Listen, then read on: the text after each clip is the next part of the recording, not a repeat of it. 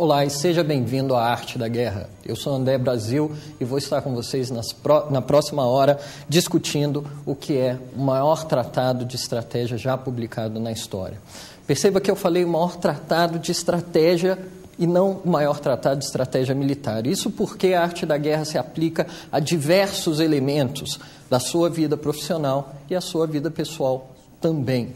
A arte da guerra tem mais ou menos 2.500 anos, para quem não conhece. É esse livro daqui, que existem várias versões, várias traduções, várias formas de encontrar a arte da guerra. Na realidade, a autoria do Arte da Guerra nem é tão certa. Dizem que foi um filósofo prático chamado Sun Tzu, de mais ou menos 500 a.C., na região da China, mais especificamente no reino de Wu. Sun Tzu foi conhecido como um grande general e seu trabalho teve impacto em toda a história da China e atualmente em toda a história ocidental também. A arte da guerra, ela tem uma série de aplicações práticas no mundo dos negócios. Ela é citada frequentemente por estrategistas, não só militares, mas também estrategistas de negócios, e também no mundo do mercado de ações, de tomadas corporativas e por aí vai. Falando um pouquinho mais sobre essa obra, a gente precisa conhecer um pouquinho o autor. Quem foi Sun Tzu? Como eu falei, ele foi um filósofo prático, um general que teve atos heróicos atribuídos a ele, dignos de qualquer herói de Hollywood realmente. Só que Sun Tzu, como eu falei, talvez nem tenha existido, mas a sua figura é retratada em várias histórias ao longo dos séculos. Uma das mais conhecidas é chamada A Lição das Concubinas. A Lição das Concubinas diz que o rei de Wu estava prestes a entrar em contenda com o rei de Chu, um reino vizinho, e chamou Sun Tzu, que tinha acabado de escrever o Arte da Guerra em tirinhas de bambu, para que ele pudesse liderar os seus exércitos. O que aconteceu? Quando Sun Tzu chegou na presença do rei, o rei perguntou para ele: olha, Sun Tzu, você escreveu aqui nessa sua obra uma série de coisas interessantes, realmente a teoria está muito bonita, mas e na prática? Isso funciona realmente? Sun Tzu falou para ele o seguinte: olha, rei, tudo o que eu coloquei na minha obra eu já apliquei com sucesso nas minhas batalhas. Então, o rei, ainda não acreditando muito, resolveu fazer um teste. Falou: não, então você diz que você é capaz de transformar qualquer exército, qualquer pessoa, qualquer grupo de pessoas, perdão, em um grande exército. Ele falou: sim, qualquer grupo de pessoas pode ser transformado em um exército vencedor.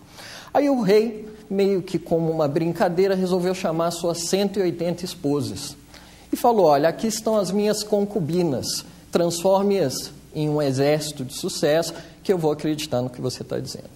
Sun Tzu aceitou a tarefa, por mais absurda que ela pudesse parecer, principalmente há 2.500 anos atrás. O que ele fez? Levou elas até o pátio do palácio e começou os treinamentos. No início foi um pouquinho difícil estar fazendo o trabalho com elas, porque elas só queriam brincar e rir, etc., mas ele foi capaz de discipliná-las e conseguiu ensinar as tarefas básicas de um exército, como, por exemplo, sentido, meia volta, volver, direita, volver, e por aí vai. O que aconteceu? Ele chamou, então, o rei para que assistisse ao desempenho daquele novo exército treinado. Só que na hora que o rei chegou, as concubinas, talvez pela pressão, talvez pela situação com o rei assistindo, elas não obedeciam. Ele dava o sinal para elas entrarem em posição de sentido e elas riam. Ele falava direita, vou ver, e elas riam.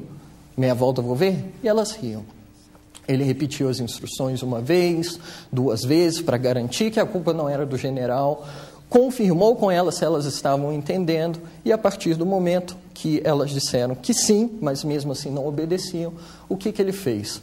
Pegou as duas favoritas do rei, que estavam liderando as outras, e simplesmente tirou a espada e cortou a cabeça das duas. Na hora o rei ficou que ele não queria aceitar aquilo de maneira nenhuma, não queria deixar aquilo acontecer. Mas Sun Tzu se impôs e falou: não, eu sou o general dessas tropas e essas tropas vão seguir o meu comando. Resultado, a partir daí elas obedeceram maravilhosamente bem e se tornaram um exército. Diz a lenda que Sun Tzu, então, foi, depois do luto do rei, convocado para liderar as tropas dele na guerra, venceu belamente, e isso fez com que todos os reinos e províncias da região pedissem proteção ao reino de Wu. O resultado foi uma primeira forma de unificação da China. Na realidade, a obra de Sun Tzu foi evoluindo assim ao longo de séculos e séculos, servindo como instrumento para Mao Tse-tung, para os samurais japoneses transformarem o Japão de um grupo de estados feudais num país, e várias outras realizações que nós vamos conhecer um pouco também. Mas antes de chegar lá, eu quero falar um pouquinho da minha história com a Arte da Guerra. Quando que eu conheci essa obra? O que é essa obra para mim? A Arte da Guerra, a primeira vez que eu bati meus olhos nele foi quando eu tinha mais ou menos uns 12 anos. Eu estava numa biblioteca e vi aquele nome, me chamou a atenção, pré-adolescente. Falei, nossa, Arte da Guerra, que nome legal. Ainda mais um livrinho pequenininho, falei, vou ler. Li, achei interessante, mas não consegui enxergar uma aplicação prática, direta, daquelas estratégias militares, com 25 séculos de idade, na minha vida de pré-adolescente. E aquilo ficou esquecido por alguns anos, até que aconteceu a Guerra do Golfo. Foi em 91, e eu sempre fui extremamente interessado pela história das guerras. É uma coisa que sempre me fascinou. Eu, inclusive, gosto de me considerar um historiador militar amador, porque tudo me interessa, eu gosto de ler bastante sobre o tema. E, na época, me fascinava pensar como que uma guerra consegue ser resolvida num período tão curto, com um número tão pequeno de baixas, em relação a combates que haviam acontecido na história do século XX. Por exemplo, se a gente pega a Segunda Guerra Mundial. A Segunda Guerra Mundial foi de 39 a 45, e morreram 45 milhões de pessoas, sendo que desses 45, só de soviéticos tinham 20 milhões de mortos. De repente, você chega numa Guerra do Golfo, que se resolve aí numa questão de 2, 3 meses, e com um número ínfimo de mortos. Dizem os números oficiais que morreram 100 mil pessoas na Guerra do Golfo, sendo que morreram 147 americanos. Você pensa, numa guerra que de repente você tem 45 milhões de mortos e na outra você tem 147 americanos mortos, 100 mil mortos no total. Mas o que são 147 mortos numa guerra? É um número que acidente de estrada a cada 10 minutos isso acontece. Então, isso me intrigou bastante. Eu falava, pô, como que isso pode acontecer? E aí, quando eu fui tentar descobrir, eu percebi e aprendi que todos os estrategistas militares americanos eram especialistas na arte da guerra.